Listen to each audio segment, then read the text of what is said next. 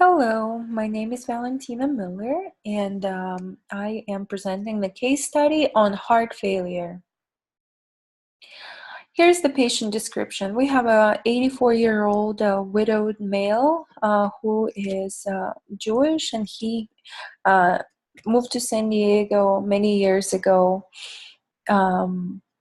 He was admitted to the hospital with increased shortness of breath, chest tightening, and non-productive cough, as well as bilateral lower extremities hitting edema. As I said, the patient is Jewish. He does follow kosher diet. He moved to San Diego from Brooklyn.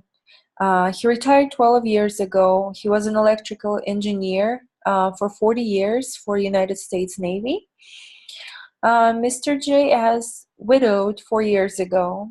He does have a daughter who is his power of attorney, and she lives in Northern California. He has a caregiver who comes over to his house twice a week to check on him and prepare his meals.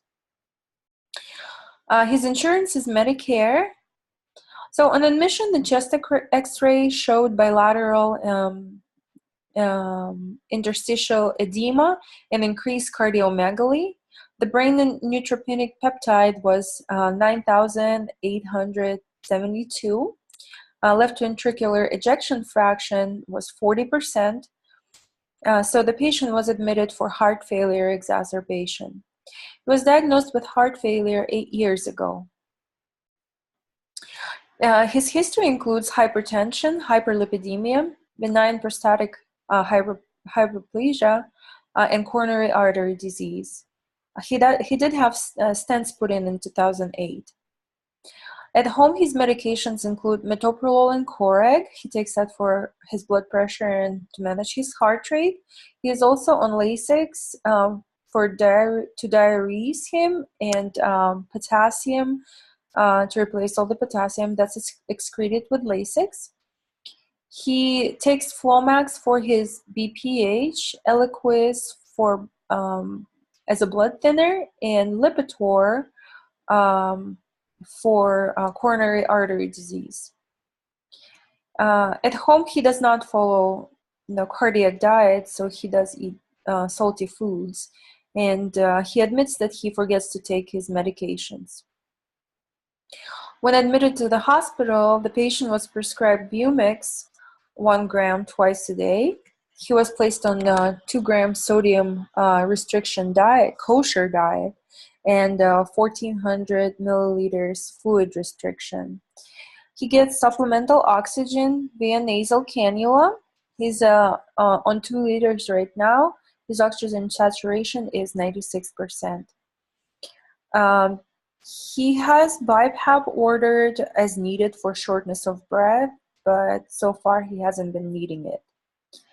Nurses measure strict intake and output on him.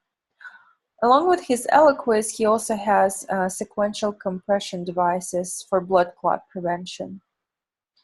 From the nurse case manager standpoint, the primary diagnosis is inadequate social support, and primary interventions would include discharge planning, discussion with the patient and his daughter.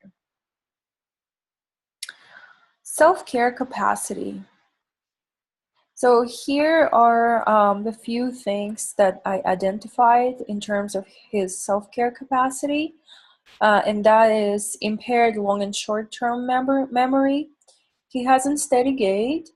His vision is not that good, and he does have a poor compliance with his medications and treatment. Priority issues for discharge. Due to his memory deficit, the patient forgets to take his medications, make and attend his doctor's appointments. Because of his cataracts and poor vision, he failed driving test and no longer has means to get to his appointments. He refuses to use his walker and walks around with unsteady gait. He uses furniture instead. Because his daughter lives so far away, there's no one to check on him besides his caregiver, and there's no one to take him to his appointments. In terms of discharge destination, in order to adequately manage his heart failure, the patient has to be able to take his medications as prescribed, follow cardiac diet, follow fluid restriction, make and attend his doctor appointments, prepare own meals, or eat the meals that caregiver prepares for him.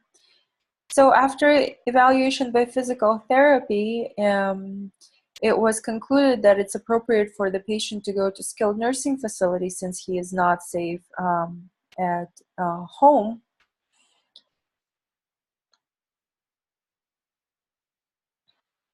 So patient and system level strategies from nurse case manager perspective.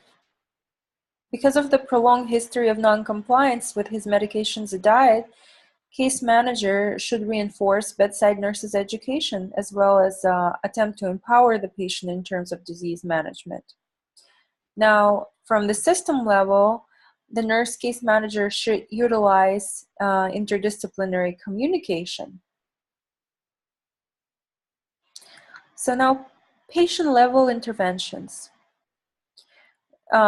Education is one of the biggest things that nurses do all day, because we can only do so much at the hospital setting. So we want to make sure that patients are able to provide some sort of care for themselves when they are discharged.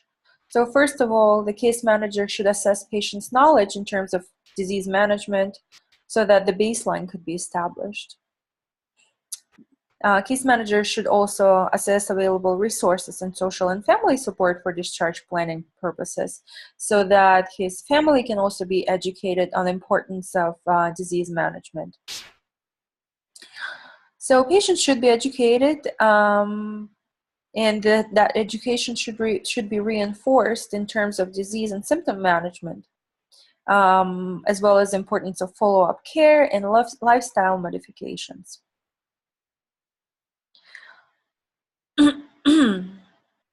Now, on the system level, the nurse case manager should effectively communicate with patient's family, medical doctor, bedside nurse, physical therapy, and patient's insurance. So, after reviewing physical therapy notes, doctor was notified that the patient is a candidate for skilled nursing facility.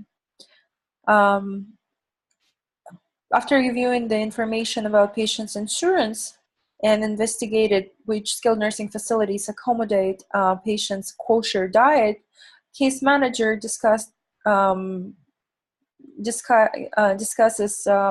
providers, the patient and his daughter with a list of facilities to choose from. So after the patient chooses the facility and is ready for discharge, case manager arranges BLS transportation to the facility.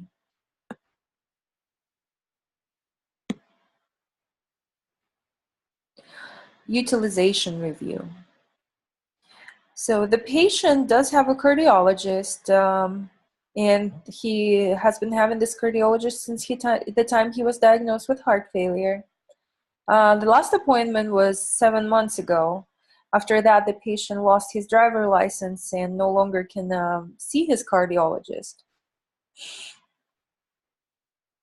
And there's no one to take him to his appointment. 9 months ago, the patient was admitted to the hospital with the same symptoms. He actually had a severe shortness of breath that time, and he called 911. So he was also admitted for CHF exacerbation. So another resource that the patient has is that caregiver, the caregiver is from the private company. Now, in terms of quality and safety, under hospital readmission reduction program that penalizes United States hospitals for having higher than expected 30-day readmission rates, the hospital met the following heart failure core measures. The patient is on appropriate ARB which is Coreg in his case, and beta blocker, which is metoprolol in his case, prescription. His left ventricular ejection fraction was assessed, which we found out was 40%, and discharge planning that indicate diet instructions, activity instructions, medication instructions. So all those were included in the discharge paperwork.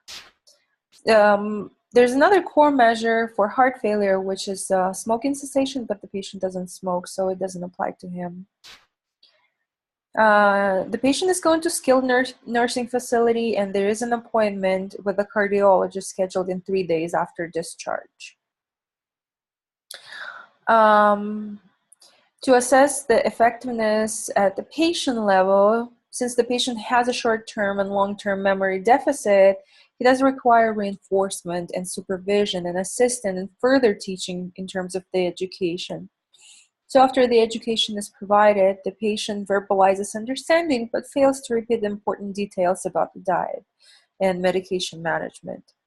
Patient acknowledges the fact that he needs help with disease management and agrees that he needs to go to skilled nursing facility since he can't manage his disease on his own.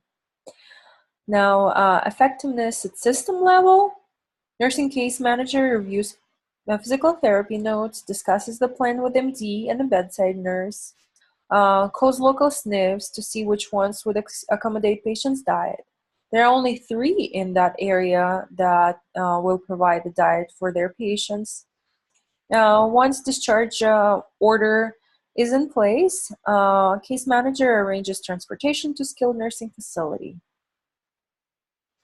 The call was made to patient's cardiologist, Dr. M, and the appointment is set up for 3 days. So that we can see the nurse case manager satisfied all the requirements at the system level. And here is the list of references.